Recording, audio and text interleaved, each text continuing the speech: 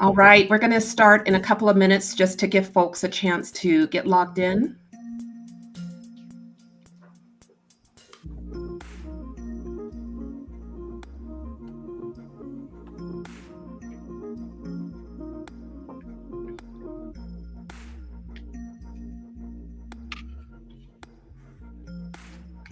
And Eliana, while we're waiting for folks to get logged in, can you hear this music? I love it. It's lovely. Yeah, what is this? Isn't that cool? It's part of Restream. Oh, okay, Restream. Right? Cool beans. Appreciate it. Hey, these days Right. there's so much going on, and being able to listen to a few moments of nice music and just take a deep breath, that's a gift. Exactly. All right, we're going to go ahead and get started because we've got so much to cover today. So I want to welcome everyone to today's event.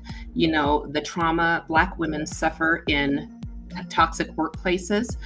I am going to stop this music, although I am really feeling this. This particular music is called Chill, and I am definitely feeling this, okay? All right. So thank you for joining us. You know, the last event that Eliana and I did together was back in November, and there were 1,700 attendees.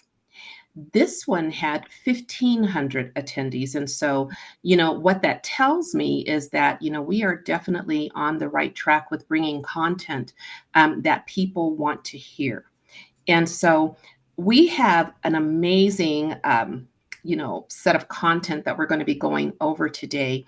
Before we dive right into that, I'm going to ask Eliana. She's someone that you've heard me say is one of my favorite people. I met her on LinkedIn. We've just been very close since then. I'm going to ask Eliana to go ahead and introduce yourself. Thank you so much, Jackie. And thank you, Delilah, who's in the background as well. My name is Dr. Eliana Ramirez. I'm a licensed independent social worker, and I'm a researcher of racial and LGBTQ-related workplace trauma. It is an honor to be here with you all today. Thank you for having me. Excellent. And so, you know, in a lot of circles and in a lot of posts and in a lot of videos on YouTube, you hear a lot of Black women talking about the trauma that they experienced in the workplace, okay? Oftentimes people, you know, when you hear us talking about the things that we're experiencing, you can be compassionate, but you really don't get a full idea of what we're talking about when we're saying, you know, there are these set of things that can take the most, you know, stable, most confident, most intelligent person and really damage them to such a degree, you know, that they're at risk of losing their sanity, okay? And so what I wanted to do today was shed some light on that. And to do that, I am going to be talking through our new book. My daughter Delilah is in the background. She is just my right-hand person. She is my co-business partner. She is my co-author. And, you know, we wrote the Hush Money series, which was just groundbreaking in that it really showed people what it looks like in one organization when you are a Black woman and you are being targeted. We took it one step further with our new book. Our new book is Surviving in a Toxic Workplace: Strategies to Help You Protect Your Career. We released this book on Christmas, and in less than 24 hours, it was a #1 Amazon bestseller in 3 different categories. I know, in diversity and inclusion, in workplace organizational behavior, and there is one more. But the reason this book is doing so well is because it is a unique book. It is a one of a kind. There is not a book like this anywhere in the world. And what it does is it actually takes our lived experience, but it takes you through it, but then it tells you what you should be looking for. You know, the signs that are there, the warnings, the things that if you're paying attention and you know what you're looking for, you will immediately know when your job is in danger. Because when you can't see these things, you can't fight what you can't see. And that's where the severe trauma comes into play, because you're fighting an invisible enemy. So what this does is it actually throws paint on that enemy, and it allows you to see it in a way that you've never been able to see it before. Now, that's not to say that other people, other races, other folks don't experience trauma, because they do. And that's what makes this book so unique, is even though you're looking at it through the lens of me and my experiences as a Black woman, the strategies that are outlined in this book are meant for all. So if you are experiencing any kind of discrimination, bullying, harassment, sabotaging, whatever, this book has something for you. And that's what makes it even that much more special. So we're going to dive into chapter 1 of this book. I'm just going to read it. Chapter 1 is very short. It just gives you some insight into who I am. And then I'm going to ask Eliana for her input at the end of this small chapter. So, by the way, this book is $3.99 ebook on Amazon for about 2 more days. I keep the price low intentional because I want folks who can't afford to pay full price to be able to still buy this book. And so chapter 1 is called Hush Money. I never knew the cost of being Black in corporate America, the price I would pay with my dignity and fundamental rights as a human being, just to have a job that wasn't in a low-income sector, a job that had a satisfying career path and gave me and my family a chance to live the American dream. But if I knew then what I know now, maybe I would have done things differently before taking the job that traumatized and nearly destroyed me. Maybe I would have bleached my dark skin to make it lighter, or removed my long dookie braids to straighten my hair. Maybe I would have bought blue contacts to hide my brown eyes and got a nose job with the butt reduction too. You know, do all the things I shoulda, coulda, woulda done to look more like me, or look more like them and less like me, just to fit into a mold I had no part in creating. No, I know me. And even if I could go back in time to that fateful day that changed my life in the worst way, I wouldn't change a thing, because I'm the strong, beautiful Black woman God created me to be. Dark skin, dookie braids, big butt and all. I'm Jacquie Abram. My daughters, Deborah, Delilah, and I are the international best-selling and award-winning authors of Hush Money, How One Woman Proved Systemic Racism in Her Workplace and Kept Her Job. I've been featured in Forbes, on Spectrum News, and on ABC News, among others. Like you, I began my career in higher education filled with ambition, hope, and determination, believing that my skills and abilities would guarantee my success. I was a pillar of confidence, a 6-foot-tall Janet Jackson Lookalike, with a smile that could sink 1,000 ships and a walk that could literally stop traffic. I was an Amazon, my own Wonder Woman, with legs for miles and a warrior spirit burning deep inside me. It was that fire, that passion, that drive that fueled my rise up the ladder of success. And rise I did. I earned promotion after promotion, my work ethic and performance speaking louder than words ever could. And I climbed the ladder of success, not because of favoritism or privilege, but because of the exceptional way that I performed my job. But as I continued to reach new heights in my career, based on my skills and abilities, a change in leadership caused someone in the organization to notice me. Someone who wasn't there when I was hired, but who was there now. Someone who was a toxic leader, a racist, who didn't believe that I deserved the position that I held because I was a Black woman. And so when this leader began targeting me, she used the power, the influence, and the authority of her position to inspire others in the organization to conspire against me. Before long, I wasn't dealing with one leader targeting me anymore.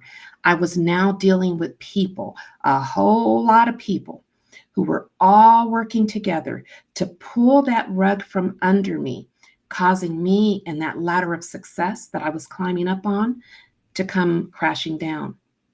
Sadly, this was just the beginning. In the years that followed, I ran from one company to the next, trying to find a place where I could not only survive working while Black, but also thrive. But here's the problem. I ran from this company over here because I was Black. And when I ran over here to this next company, guess what? I was still Black. And although the companies were different, the playbook, the toxic leaders in each company used to repeatedly derail my career was the same. Their coordinated efforts were devastatingly effective and repeatedly left me jobless, homeless, and struggling as a single mother to provide for my two girls. And as I'm sure you can imagine, it also left me completely broken and traumatized to such a degree that I may never fully recover. Now, many Black women speak about the psychological trauma caused by toxic workplaces, and I'm no exception, because the trauma and the damage, quite frankly, is real. But for me specifically, 100 pounds of weight gain, hair loss, that physical trauma, okay, that physical trauma was even more devastating and took a toll on me that went beyond anything that I imagined I could possibly endure. So think about this. At 6 feet tall, right? You know, I never blended in anywhere. I always stood out, okay? But standing out as a 6 foot tall Janet Jackson lookalike was a lot different than standing out as a 6 foot tall version of Madea. And I just cannot tell you, I just cannot adequately describe the hurtful things that were not only said to me, but said about me also.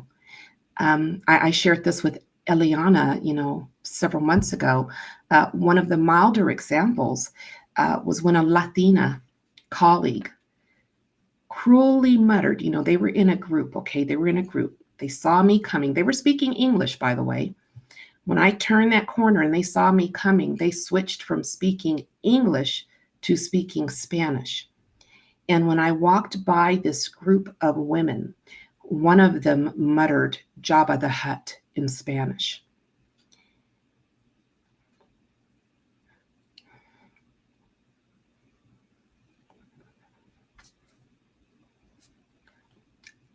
Another person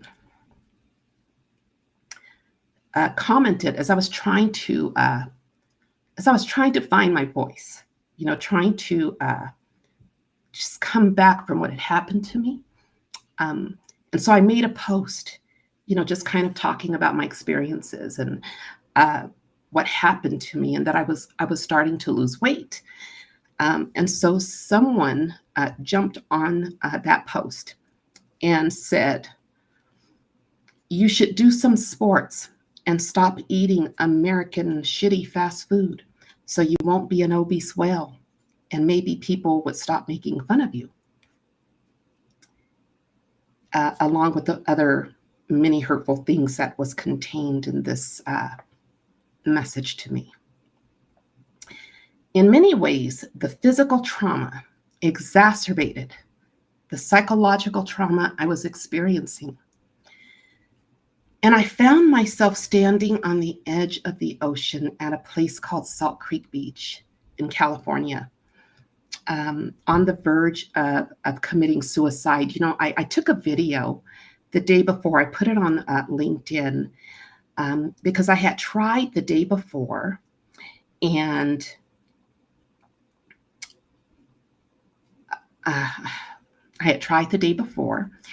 and when I saw the wave coming at me, I ran. So in this video that I posted on LinkedIn, you could see the water coming towards me. And then all of a sudden, a panicked me realizes this wave is about to hit me. And I turn around and I just start running. And so you see me running away from the water. And, I turn around as there's a surfer surfing the wave. But I did go back and I decided I was going to finish what I started because the call of the sea was strong that day. Um, but in my darkest moment of despair, God intervened and opened my eyes to a powerful truth that my experiences in toxic workplaces were not my own, that there were thousands, I mean, just all over the world, thousands of people who were actually experiencing the same thing. Some of them didn't get the intervention that I did, okay? Some of them finished what they started. But God saw fit to intervene, and He said that I would become the intervention that these other people who were experiencing the same thing um, needed. And that's actually what happened. So I walked away from my career in higher education to save my sanity and my health. But I never walked away from a single toxic job empty handed because I knew how to fight. I was exceptional at fighting back. And I still had that warrior spirit, that fire inside me that refused to be extinguished. But more importantly, I also had the Holy Spirit guiding me with strength and wisdom. And I secured numerous large settlements, I mean, multiple six-figure settlements from these doggone companies that tolerated toxic leaders, that tolerated workplace discrimination. But here's the thing, okay? When toxic leaders successfully derail your career, you don't just lose your job, you lose your income too. In my case, every time it happened, my daughters and I would live off of the little bit of savings that I had accumulated. And then when that savings ran out, we found ourselves homeless. But even when I was homeless, sometimes living right out of my car, I still fought back. I always went back and I always fought back. And within 7 months to a year later, I had a very nice six-figure settlement in many cases, okay? And so what I wanted to do is I wanted to teach others what I knew. And so we wrote this book to show you the strategies that we repeatedly used to fight back and secure those large settlements, because it's a big mistake for people to wait until they're terminated wrongfully or wait until things are so bad that they resign to save their sanity. You want to start fighting back while you're there in the thick of things, while you're in the fire. And so that's why we wrote this book, okay? Because no one should end up homeless. No one should lose their income because of toxic leaders. No one should have to go through, wondering how you're going to provide for your family because some toxic asshole derailed your career. Okay. No one should have to deal with that. And so that's why we wanted to show you, don't do like I did. Don't wait until they fire you before you fight back, because there are signs. There are things that are constantly the same, no matter what company, no matter what position, no matter what income. The playbook they use is the same. And if you just know what you're looking for, you can actually fight it while your income is still intact, okay? So just one more thought. There's no amount of money that can undo the harm that these toxic environments cause you. But getting these large settlements does help, okay? For me specifically, it allowed me to regain my footing, find my way out of darkness back into the light, and really do what I'm doing now, turn my pain into power for people like you to wield, okay? Now, let me also be clear. We are not attorneys and cannot provide legal advice. No information shared in any of our books, communications, media platforms, courses, masterclasses, events should be interpreted as legal advice. We are toxic workplace consultants, leveraging our lived experiences and successes fighting discrimination in toxic workplaces to help you and others do the same. So, how are we able to do something that no one has really ever done before? This is how we do this. In Surviving in a Toxic Workplace, we dive into the scenarios in Hush Money, a book inspired by my experiences working in higher education, to illustrate the strategies I repeatedly used to fight the discrimination I was experiencing. However, as you can imagine, they give you hush money to buy your silence because they don't want you telling anybody what happened to you in their organization.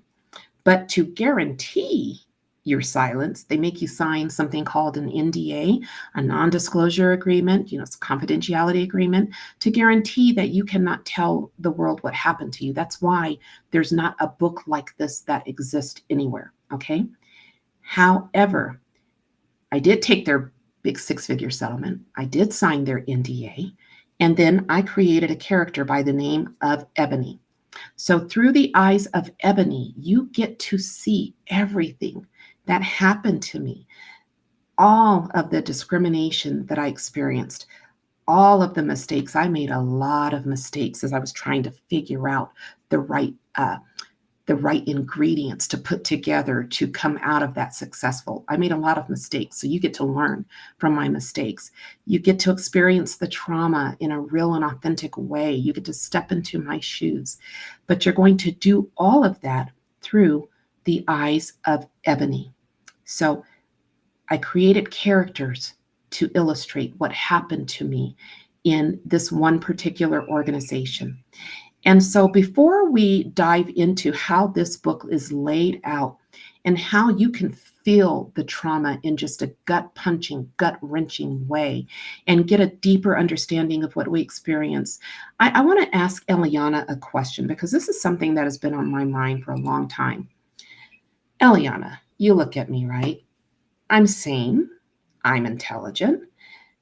I was, like I said, you see the way I described myself, I was a 6-foot tall Janet Jackson lookalike. I was confident, right? How did I go from that to the person running from the wave at the ocean as I'm trying to dive in? Okay. Can you explain that to our audience? Sure. And I just want to first say, I am so sorry that these experiences have happened to you. And I know for many Black women, it's not a question of if they've had a toxic job, but it's how many toxic jobs. And so part of what you're describing are the repeat experiences of racialized workplace trauma that also have threads of sexism in there and just a number of different types of horrible treatment. So for all mammals, we have nervous systems that include a brain, spinal cord that has a vagus nerve that connects to all of our organs. And for all mammals, when we are facing danger, we either fight or we flight. And if we can't get away, we freeze. Think of like the deer that's caught in headlights or the lizard that goes limp or the possum, right, that can't escape a predator. Mm-hmm. And so anyone who is unable to fight off or escape a danger that is life-threatening, because as you mentioned, if you lose your job, you may not have access to housing, may not have access to food, and especially when you're responsible for children, yes, that overwhelms that nervous system so quickly. And so what you described as the suicidal ideation is that nervous system collapse. Mm-hmm. And it can happen to anyone. And Black women in the US right now, 18 to 65, have the highest rate of suicide of all groups of women in the US. And it's today the year anniversary of Dr. Candia Bailey's passing from Bullyside at a university. So it's actually the brain's way of helping you to survive, ironically, but it's a terrifying thing when it happens. Absolutely. Thank you for shedding some light on that because I struggled with that for a long time. I just couldn't understand how I got from, one point to the next. And it took a lot for me to climb out of that darkness. And so writing these books and then seeing the people that are helped by these books has really been therapeutic.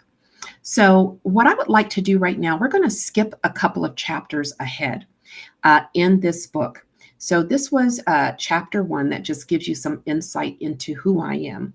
We're going to skip to, I think it's chapter 3 of this book here, Hush Money, which we used as a case study in our new book. And again, if you want to get this book, it's $3.99. That's the ebook format. The paperback is also available. Hard copy is also available. I'm recording the audio book as we speak. All right, so I think we're going to chapter 3. We're going to skip forward to chapter 3. So chapter 3 is called The Mask. So just to give you a little bit of history, in chapter 2, Ebony starts experiencing just horrific forms of discrimination. And so she's already worn down, but she's only being targeted by one person at this point. So, as part of that discrimination, she finds herself demoted, and she is now making less money. She's been demoted unjustly, by the way, and she is now working in a new department, something she's never done before. So, she's now trying to learn a new job. So, we're going to look at chapter 3, and then Eliana, I'm going to have you chime in at different intervals, okay? Okay. So, chapter 3 is called The Mask. In April 2013, my career as a student finance advisor officially began. Since I had no experience, I was required to complete 1 week of rigorous training on everything there was to know about student finance, and 1 week shadowing other student finance advisors as they met with students during appointments and completed their packaging.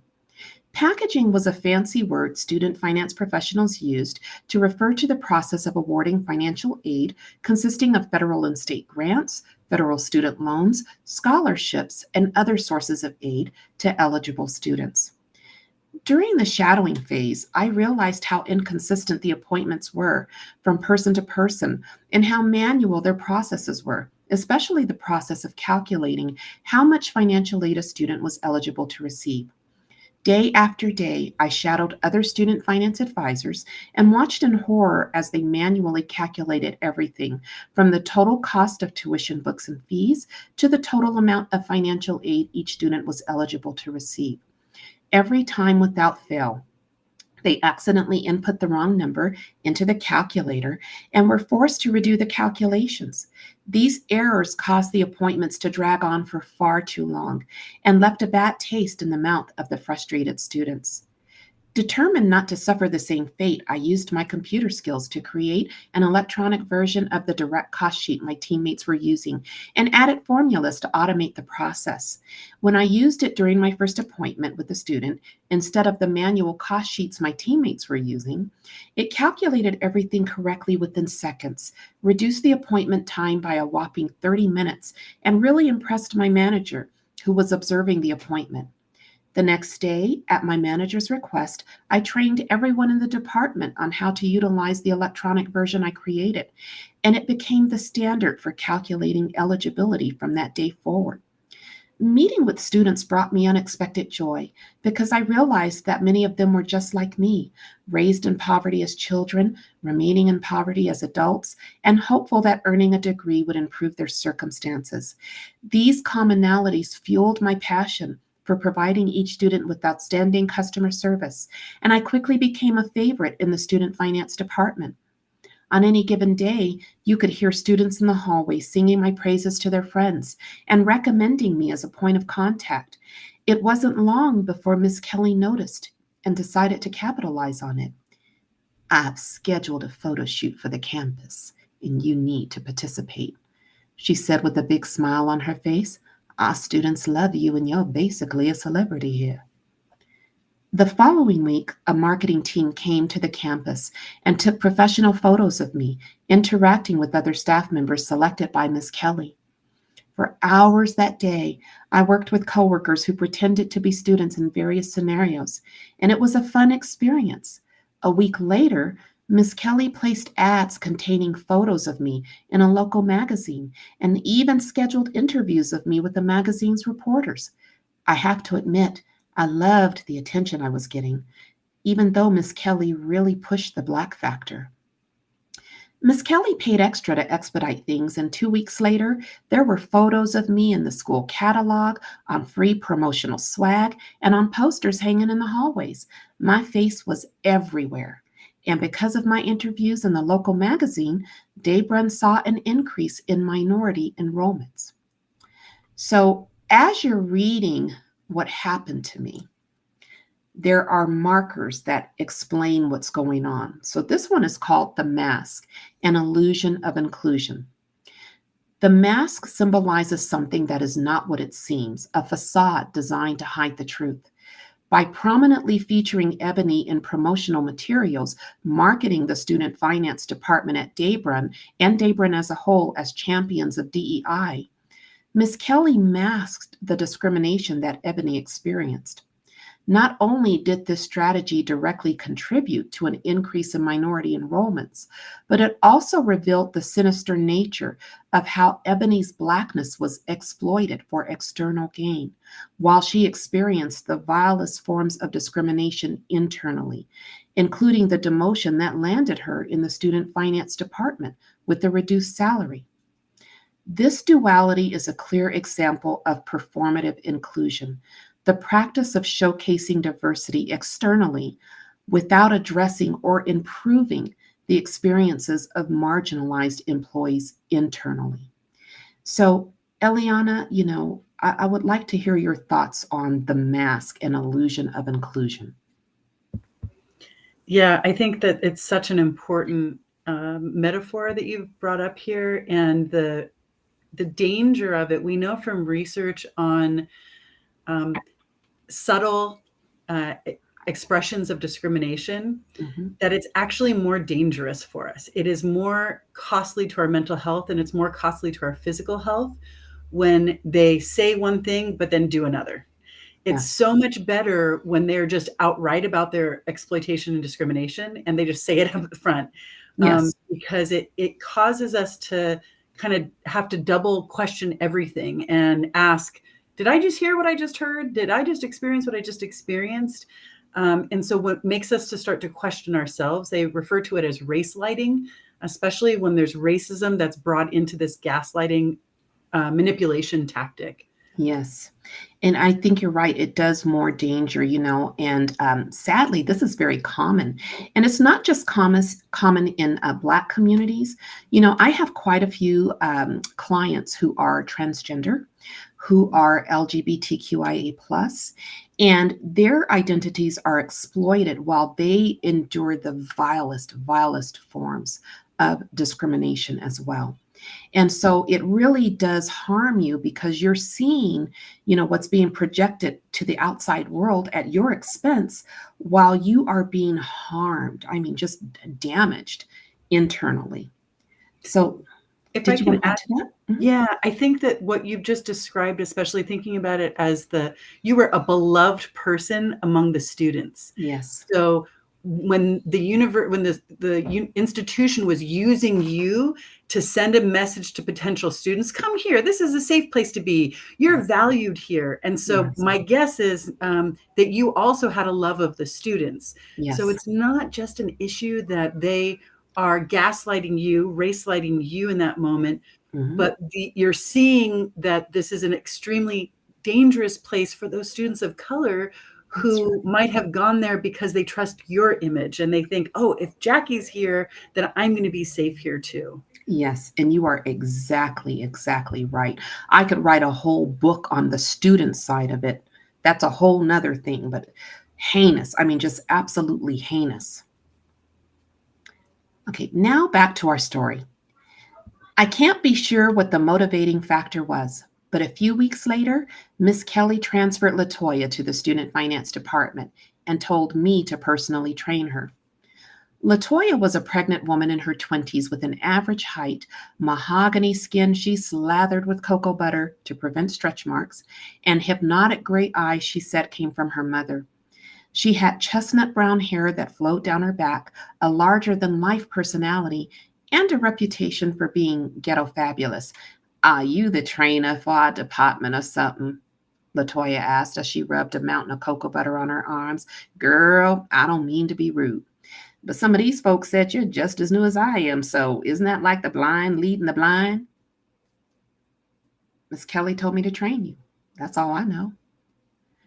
Although our personalities were quite different, we had three things in common. We were both Christians, we were both hard workers, and we were both Black. Our commonalities made working together easy, and I was happy to no longer be the only Black person on the team. Over the next 2 years, I used my computer skills to help my manager improve operations, identify past due cash, develop a strategy to complete packages timely, and create a presentation to standardize the information communicated to students. Because of my hard work and effort, I became an informal team lead, and my career was finally back on track. That is, until February 2015, when Miss Kelly demoted my manager and hired a man by the name of Malcolm as the Associate Director of Student Finance. Malcolm was a professionally laid-back man in his 30s with ivory skin, a stocky build, and shoulder-length brown hair slicked back into a low ponytail. He had hazel eyes, wore gold stud earrings in both ears, and had a blinding smile with the whitest teeth I'd ever seen. On his first day as our new supervisor, Malcolm called a team meeting in the conference room and asked everyone to introduce themselves one at a time. One by one, each person stated their name, how long they had been working for Daybron, and one fun fact. When it was my turn to speak, I said, "My name is Ebony. I've been working at Daybron for almost 3 years, and I like playing scary video games." "I like your name, Ebony," Malcolm said with a smile and a deep, raspy voice. "Suits you well." "Thank you. I think so too." "I'm also intrigued by the way you speak. How did you learn to speak so articulately?" "When I was 7 years old, I watched TV for hours with my mom, everything from reporters on the news to primetime soap operas after I finished my homework. I pretended to be the characters I saw when I played with Mom. For years, I thought we were just playing a fun game, but when I got older, I realized Mom used the characters on TV to teach me how to effectively communicate." Wow, what an amazing story. Thanks for sharing. Okay, here's our second pause point, the mask, unconscious bias. As previously stated, the mask symbolizes something that is not what it seems, a facade designed to hide the truth. Malcolm's statement, "I'm also intrigued by the way you speak. How did you learn to speak so articulately?" is an example of a microaggression, an indirect or subtle form of discrimination that many will say is rooted in unconscious bias, but I say it's unconscious BS. If Malcolm genuinely thought he was giving Ebony a compliment and was unaware of the offensive nature of his statement, I would categorize it as unconscious bias, okay? But here's the thing. Malcolm specifically said, "How did you learn to speak so articulately?" This means Malcolm didn't expect Ebony, a Black woman, to possess the ability to speak articulately without some extraordinarily special effort. His phrasing reveals a deeper assumption that articulateness is not a natural trait for someone like Ebony, based on her racial identity. That's not unconscious bias, that's unconscious BS. If you've experienced this particular thing, where somebody's just amazed because you know how to speak, go ahead and let us know, okay? I can't read the chats right now, but I go back and read every single one. And I do see a lot of chat activity here in LinkedIn. So I would be interested to know who's experienced this. Eliana, do you have anything you would like to share about this particular just ridiculous issue? Yeah, I mean, this is such a common experience. I imagine that your chat is going to be blowing up. I see people right now writing in, yes, they've had this kind of an experience. And I think part of the challenge is that in a predominantly white institution, these barbed compliments, there are supposed to be compliments on the surface, but we know they actually have daggers within them, and they will bleed us out slowly but surely. I like this response here. I love this. Oh, that made me laugh. Do you see that, Eliana? How did you learn to speak so articulately the same way you did, jackass? Now, that is a good response. I like that. And thank you for sharing your insights. I mean, just powerful, powerful. Would you like to say anything else or should we move on? Okay, very good. Thank you. Okay, now back to our story. Malcolm seemed like a nice man and was a seasoned student finance professional with many years of experience under his belt. And initially, I was excited to learn under his leadership. It became apparent very quickly, though, that he didn't share my enthusiasm. Right from the start, Latoya and I noticed that Malcolm treated us differently than others in our department. It started out with small things like excluding us from lunch gatherings and offering snacks to everyone except us. But then he started holding team meetings without us and requiring us to constantly work the late shift while everyone else went home on time. One day, I poked my head into his office where he was working at his desk. "Do you have a moment?" I politely asked. "Not really," he replied, avoiding eye contact with me. "What do you need?" I was wondering if it's possible to have team meetings that include everyone so we can all be on the same page. Latoya and I feel like we're missing important information being shared with others. "You don't say," he said with a chuckle. "Here's the deal, Ebony. If there's something I feel you need to know, I'll be the first to tell you." "Anything else?" "No, that was it." There was an awkward silence for several seconds as he stared at me, and I stared back at him. Disappointed, I turned and walked away and could feel his hazel eyes burning a hole in the back of my head until I exited his office. Afterwards, I pulled Latoya aside. "He's obviously a racist." "No," she said, shaking her head. "Maybe he got issues with you questioning his authority, and I don't want no part of whatever's going on in that head of yours." I could tell I was making Latoya nervous and didn't want to press the issue or alienate her in any way, so I dropped it and we both went back to work. But try as I might, I couldn't get my concerns about Malcolm being a racist out of my mind for the rest of the day and most of the night. The next morning, I pulled Latoya aside again. "Toy, he's discriminating against us, plain and simple. It's going to get worse if we don't do something." "Do you think we should complain to Miss Kelly?" "Oh, hell no," Latoya exclaimed, all fired up. "That's a great way to get fired, and ain't nobody got time for that. Complaining is white people shit. And anyway, we don't have no proof." "We do have proof," I said passionately. "He's openly treating us different. Anyone who "Stop, girl, damn," Latoya said, forcefully interrupting me. "Even if he is discriminating against us, at least we still have jobs. Miss Kelly will fire us both if we complain." Okay, Eliana, you ready for our next one?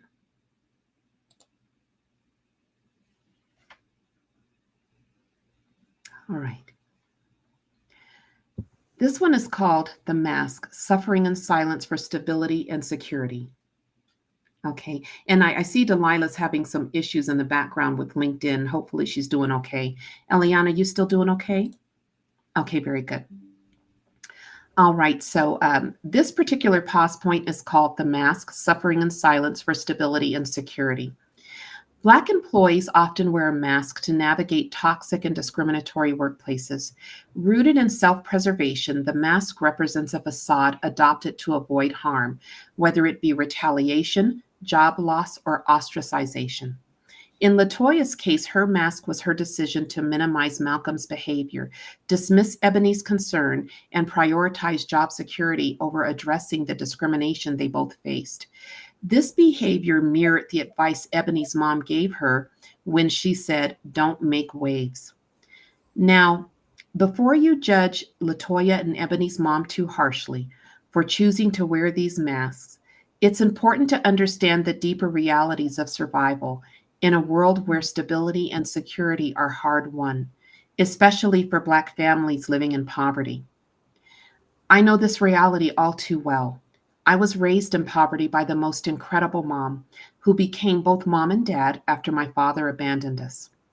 Mom was wonderful and had a remarkable ability to turn nothing into something, and her creativity often became the foundation of our survival. For example, when our cement floor became unbearably cold in the winter, We didn't have money to buy carpet. Instead, we went trash surfing behind carpet stores, collecting scraps of carpet they had thrown in the trash.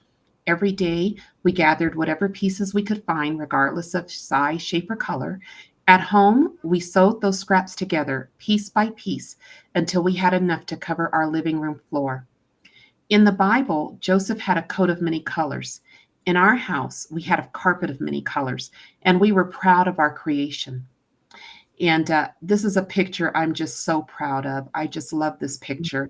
I'm 7 years old here, wearing shoes that are 2 sizes too small. And Delilah, are you on mute, sweetie? Because I'm getting some feedback here. I'm hearing somebody's TV. I'm on mute. Okay. But, I'm going to go back in the background.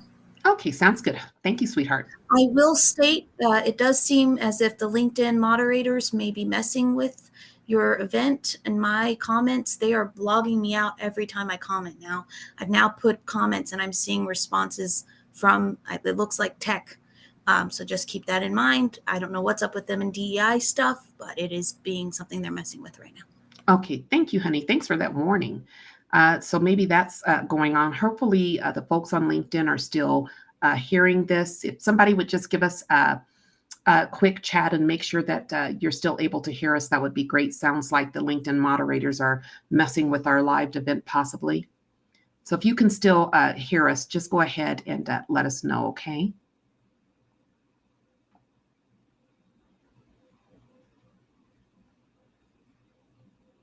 Okay.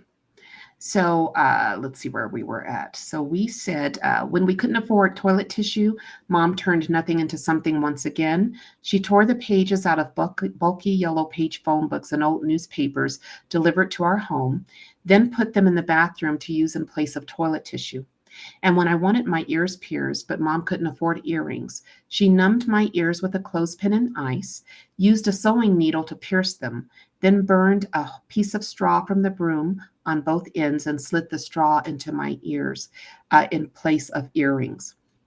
I could go on about what it was like to live life turning nothing into something, from the dog biscuits I ate in place of cookies to the mystery meat in the kitchen sink with its teeth, fur, and claws still intact. But the point is this: when Black folks like Mom, LaToya, and countless others finally get decent paying jobs that allow them to have something, carpet that's all the same color, toilet tissue in the bathroom, or real earrings and cookies, they will often choose to wear the mask and suffer in silence rather than risk losing the stability they worked so hard to achieve. Remember this: the mask is not a sign of weakness. It's a survival strategy born out of necessity. For many, like LaToya and Ebony's mom, it represents the delicate balance between protecting what little security they have and confronting systems that could easily take it away. Understanding this helps us see the profound weight carried by those who wear it. Now, because we've lost a little bit of time, with techno issues, I'm going to go forward until our next pause point, okay? Now back to our story. After LaToya went off on me, I paused for a moment to collect my thoughts because I knew she was right. Then I calmly explained that I read our anti-discrimination policy, and it said that employees can report discrimination anonymously by calling corporate's confidential hotline and leaving a message. According to the policy, once it's reported, corporate will conduct an investigation, and Miss Kelly will never know who submitted the complaint because the information will be kept strictly confidential.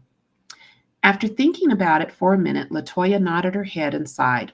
Okay, girl, this could work, but I ain't making the call. No worries. I'll make the call tonight. When I got home, Mom was sitting at the dining table mixing a cup of baking soda water. Hey, honey, how was your day? She asked, looking at me with dark circles under her eyes and sounding a little tired. Long. I'm glad to be home. You feeling okay, Mom? I'm constipated and my stomach's upset. Must have ate something bad.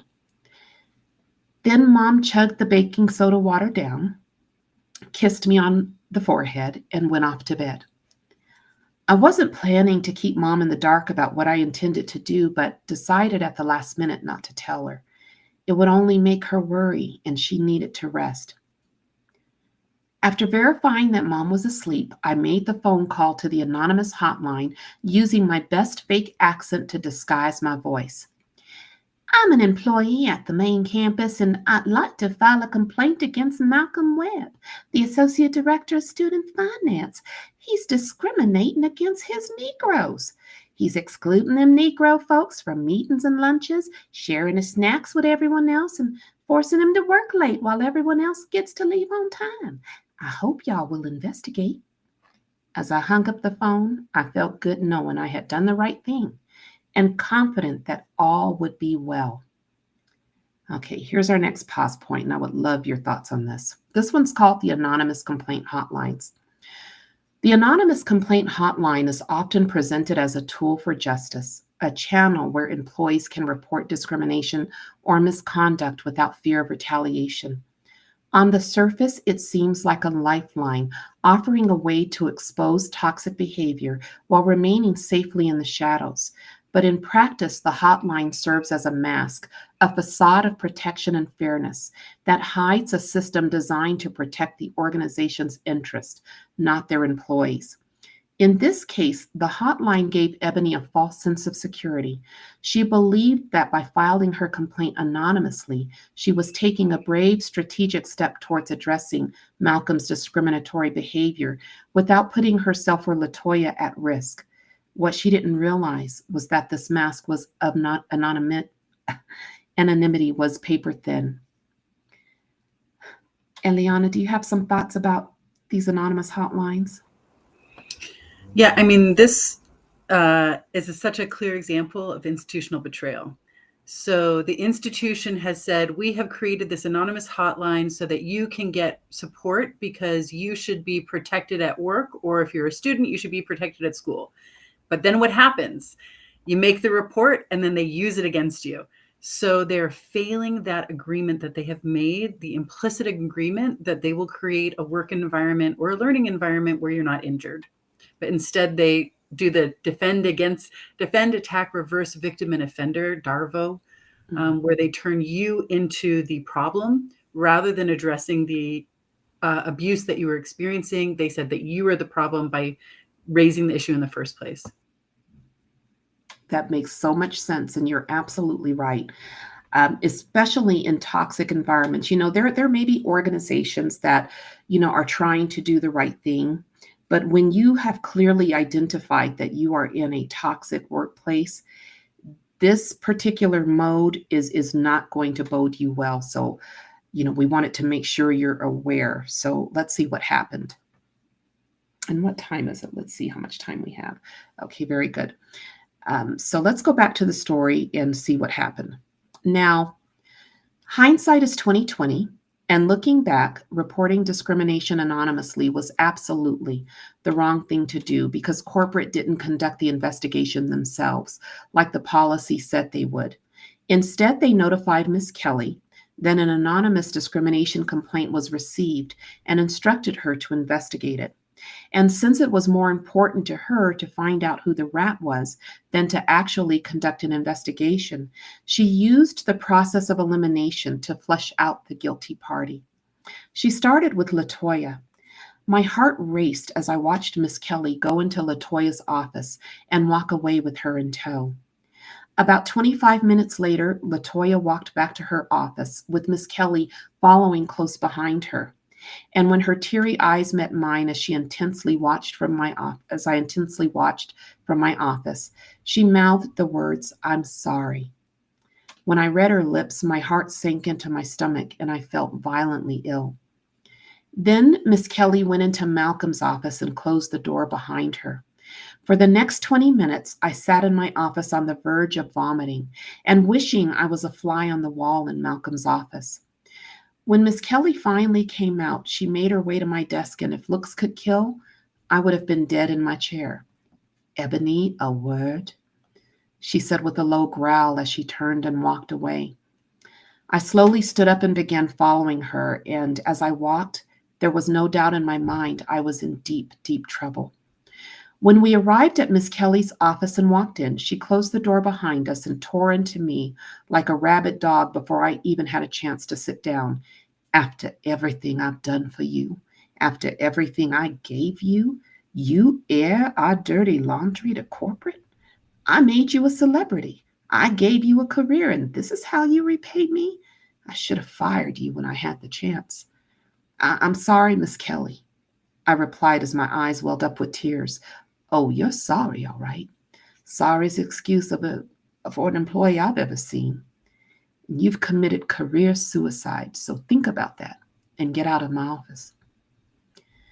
Tears flowed freely from my eyes as I left her office and began the long walk of shame back to mine. And as I got closer to the student finance department, I saw Malcolm standing in the entryway and grinning at me like an evil clown. I was emotionally exhausted after the verbal beating I took from Miss Kelly. So I scurried past him, went into my office and closed the door, and breathed a sigh of relief because I still had my job and hoped everything would blow over and return to normal in a few days.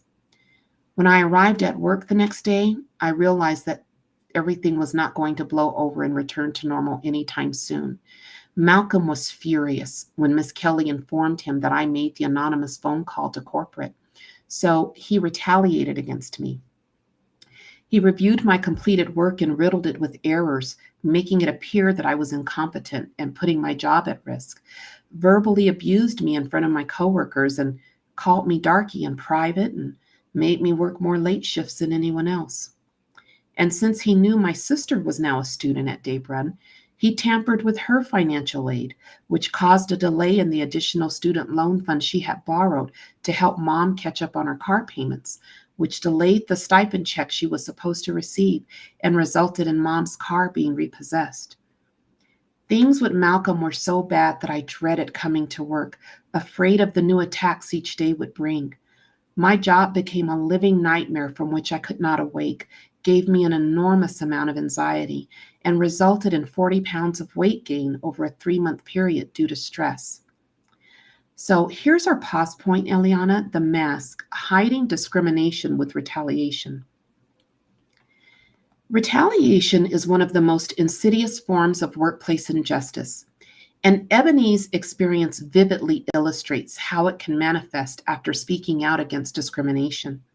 By reporting Malcolm's behavior to corporate, Ebony hoped to spark an investigation that would address the inequity she and LaToya faced. Instead, the complaint became a catalyst for even greater mistreatment. Ms. Kelly, prioritizing her loyalty to the institution over her responsibility to ensure a fair process, unleashed a wave of retaliation that made Ebony's life a living nightmare. The retaliation began with Malcolm, whose anger over being exposed fueled a campaign of calculated hostility. He reviewed Ebony's work with a fine-tooth comb, adding errors to create the appearance of incompetence. By doing so, he not only put her job at risk, but also undermined her credibility. His verbal abuse escalated in severity and visibility, including humiliating comments in front of coworkers and racially charged insults like privately calling her darky. Each instant chipped away at Ebony's confidence and enforced a racially hostile work environment. Malcolm's retaliation didn't stop with Ebony, it extended to her family. Knowing her sister was a student, he tampered with her financial aid, delaying the funds that her family desperately needed to catch up on bills. This calculated act had far-reaching consequences, including the repossession of Ebony's mother's car. By targeting her family, Malcolm weaponized his authority to inflict both professional and personal harm, ensuring that Ebony felt the weight of her decision to speak out in every aspect of her life. The emotional toll of this retaliation was profound. Ebony dreaded coming to work each day, anticipating new forms of mistreatment. The constant anxiety consumed her, leading to significant weight gain and a deteriorating sense of well-being. Her workplace, once a space of opportunity, had become a battlefield where she was forced to defend herself daily. This is the devastating impact of retaliation. It not only silences employees, but also erodes their mental, emotional, and physical health, creating a cycle of harm that's difficult to escape. Okay, Eliana, would you like to share some thoughts about this particular scenario and what you feel Ebony is going through? Yeah, I think you just summed it up, that last point that you said about, it makes me think about moral injury. So when we get to a point that these institutions and individual people repeatedly fail their duties to protect us, it can disrupt our sense of safety and ability to move in the world, because suddenly all bets are off. There are no rules. You can't work hard enough to outwork a bully. And you started off earlier talking about how you kept moving up through the ranks because you're an exceptional employee. You were smart, you were a go-getter. And so up to that point, all of that hard work would be thanked by the institution, but all of a sudden those rules were gone. And so what can you believe in at that point? How do you move through the world? You said it was always a battle when you'd go to work. Yes, exactly. And I don't know if the folks on LinkedIn or YouTube are still hearing us. I see something in the chat that says audio and video has frozen. So there's something going on in the background with the administrators, possibly of LinkedIn. And I don't even know if they're still hearing this full content anymore. So if anybody is hearing this live event, if you would let us know. Okay. It looks Okay. like there are about 48 people who are still here in LinkedIn. Okay, very good, very good. All right, so let's continue. Okay, very, very good. So one afternoon, let's see, what time is it? What I want to do at this point, so you can kind of see the layout of the book. The book takes you through the story. It gives you the signs to look for. But what makes this book so unique is that at the end of each chapter, you not only get the summary and the lessons, but you also get the strategy on how to address each particular incident. So, for example, if we were to talk about the very first thing, scenario, Ebony's work in the student finance department gained significant attention. So this is when Ms. Kelly capitalized on her Blackness, right, to bring in enrollments. The lesson here is that performative inclusion highlights a critical disparity between external optics and internal realities.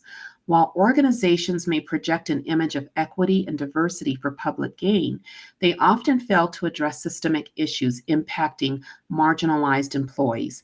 Recognizing and addressing this gap is essential for holding organizations accountable and ensuring true inclusion. Then you get the strategy. So if you were someone whose image was being exploited for external gain while your lived experience doesn't live up to this image that they're promoting, this is the strategy. Collect and save copies of all materials featuring your image, including magazines, catalogs, posters, promotional items, and marketing campaigns.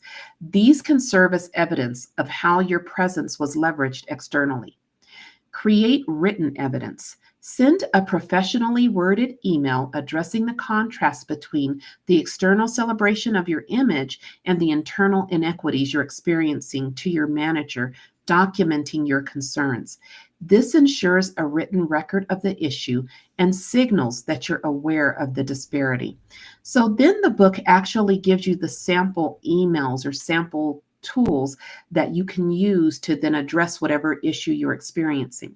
So in this case, this is a sample of what Ebony could have sent to Miss Kelly that she did not. So this is one of those mistakes where, Ebony missed an opportunity, but you don't have to, because this is going to show you how to write it up. So in this instance, it says, "Dear Miss Kelly, I wanted to take a moment to thank you for recognizing my contributions to the Student Finance Department and featuring me in recent marketing campaigns.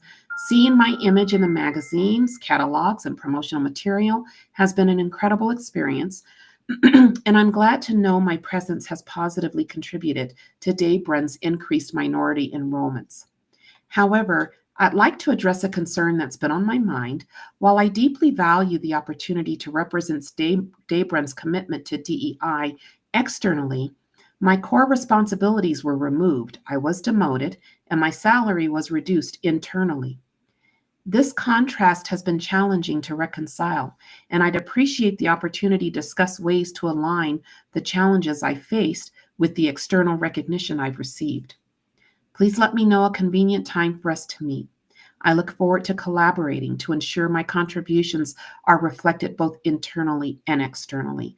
So you see how it's professionally written. It's not combative, but it's just letting Miss Kelly know, what you're projecting about my experiences outside is not what I'm experiencing in here. I've been demoted, my salary was reduced, I'm going through all these things. So can we talk about how we can align those two things together? That's the better way to approach it than, getting an attitude, getting loud, because they want you to go to that angry Black woman. And so we've got to be professional as we address these issues. But more importantly, this now gives you solid evidence that this is what happened to you and your attempts to address it. This becomes valuable as you start fighting back. Things start to happen, and now you're ready to exit, but you're ready to walk away with a settlement in hand. So this becomes a valuable piece of evidence. And so for every pause point, you get the strategy on how to address it. So remember the microaggressions where he talked about her speaking articulately? You get the scenario. This is what happened. You get the lesson, talks about what microaggressions are and what happens when you fail to address them. But then it gives you the strategy. Respond tactfully, but assertively. Okay, use follow-up conversations or email to clarify. So again, this was a missed opportunity for Ebony. She didn't address it in the middle of it while she was dealing with it, but you can learn from her mistakes. This is how you address it right now while you're dealing with it. So you would write something like this. Dear Malcolm, thank you for taking the time to get to know me better during today's meeting. I wanted to follow up on your comment about my articulate speech. While I know you meant well, your comment was actually offensive because it implied that my communication skills are unusual or unexpected for a Black person. I value open and respectful communication and look forward to collaborating with you in a way that fosters mutual understanding. What's important about this is this conversation may never go anywhere, but now you've got a piece of written evidence. You've taken that verbal conversation and you've created something written and tangible that becomes a powerful piece of evidence as you start building evidence to protect yourself if your goal becomes that you want to leave this organization with a settlement in hand, or you want to be able to negotiate better working terms. So that's how every chapter in the book is laid out. After this chapter, you start getting into the playbook. What happens when it's not just one person targeting you? What happens when you have a leader who inspires others to conspire? And now you've got a lot of people that are all working together. How do you navigate that? Okay. That's what the next chapters starts taking you into, along with the strategies for how to combat it and collect the evidence you need to walk away, but not empty-handed if that's what you desire, or to be in a position to negotiate better terms. So I hope this was helpful. I know we had some technical issues, not really sure what LinkedIn was doing back there. But this book, again, Surviving in a Toxic Workplace, Strategies to Help You Protect Your Career, dropped on Christmas. Right now, you can get the ebook for $3.99 on Amazon. You can also get the paperback for about $17 and the hard book for the hardcover for about $23. And so, Eliana, I'm going to give you some last thoughts before we end. You want to My last thoughts are just to say congratulations for this new book, and thank you for using your experiences to help so many other people through your writing, and thank you to Delilah who's in the background. Congratulations to you both. And thank you for lending your expertise on the trauma side. Every time you do an event with me, I get people who contact me and say, when Eliana said, this, the one that sticks out the most is the last person that contacted me. And he was saying, when you were talking about the frontal lobe, that is what made him want to become my client, because he said, that's exactly what I'm experiencing. And so he ended up signing up with me as my client. And, it just is so nice when people are not only finding value in me and my experiences, but they're finding value and the unique perspective you bring in being able to identify what is causing the trauma. One more question, if you don't mind, maybe you can answer this for me. What about the weight gain? Because a lot of people will assume that you were in this toxic environment and you started overeating, and that's what caused you to, but that did not happen with me. I wasn't overeating. In fact, I barely had an appetite, and yet my body exploded. It erupted in weight gain. Do you have any insights on that? Yeah, it's a really common stress reaction. And as I describe this, I just want to acknowledge that, there are so many different body types that are out there, and the image that we are given of a thin person, this is really about, frankly, it's about white supremacy. It's about expecting everyone's body is going to look the same. And with the white body as the standard by which all other bodies will be judged. And so I just want to acknowledge the racism that is part of that bodyism. But what happens is when we are under chronic stress, the body reacts differently at what's called the HPA axis. It's the hypothalamus pituitary adrenal glands. And so when we are under threat, the body releases adrenaline, which is a stress hormone that enables us to fight or flight if we have to. When we have too much of that on an ongoing basis, it actually changes the body's processing of sugars. And so you can have the exact same diet that you had before that chronic stress started, but what's going to happen is the body is going to retain more of it, and it's going to develop what's called visceral fat around our organs. It's deep inside of our body. And when they talk about like a stress belly, oftentimes people will gain weight specifically around the midsection. It's actually an evolutionary process to help us to survive, that the more calories we keep in our body, the better we're going to be able to fight in the long run. But our bodies were not meant to have this chronic stress. It was back in the days when we were cave people and would fight the occasional saber-toothed tiger. There would be a stress, our adrenals would go up, and then the stress would end and the body could go back to homeostasis or balance. And we just don't have that when we're in abusive workplaces, because it's not just 40 hours a week. Frankly, if we're in an abusive workplace, we're thinking about it in the off hours. We're thinking about it at night and on the weekend. So we are in a constant state of fight or flight. That makes so much sense. I'm noticing someone here off in the chat has put high blood pressure, and you're absolutely right. I had never had any kind of issues with high blood pressure, but as I continued to gain, the weight, then came the high blood pressure, and then just a whole lot of other issues. And so it's just so important to address the trauma. One final thought, if you are planning on reading this book, I would love to speak with you afterwards to hear your thoughts. And so if you want to have a one-on-one conversation with me after you've read this book, just reach out to me on LinkedIn. I will give you a link to schedule a meeting with me. And I would love to just hear your thoughts and how the experiences that happened to me, worked in your life as well, something that you experienced and how you dealt with it. And most importantly, if you learned something new, because this book is full of strategy. It's all strategy. It's all examples. It's all tools. Okay. So thank you so much, everyone. We'll definitely have to come up with a plan B for doing live streams if we're going to be messed with while we're doing this. So, yeah, we'll have to talk about that, Lila, and see what we can do. I think someone said Patreon might be a good option. So that's something we'll look into. I also use Zoom a lot, so maybe that's another option as well. The next time Eliana and I get together, we're going to be focusing on Eliana and her work. And, I will be the special guest, right, Eliana? Thank you so much. Because yes, you've got a book coming out, right? Yeah, and a course and group coaching for workplace trauma recovery.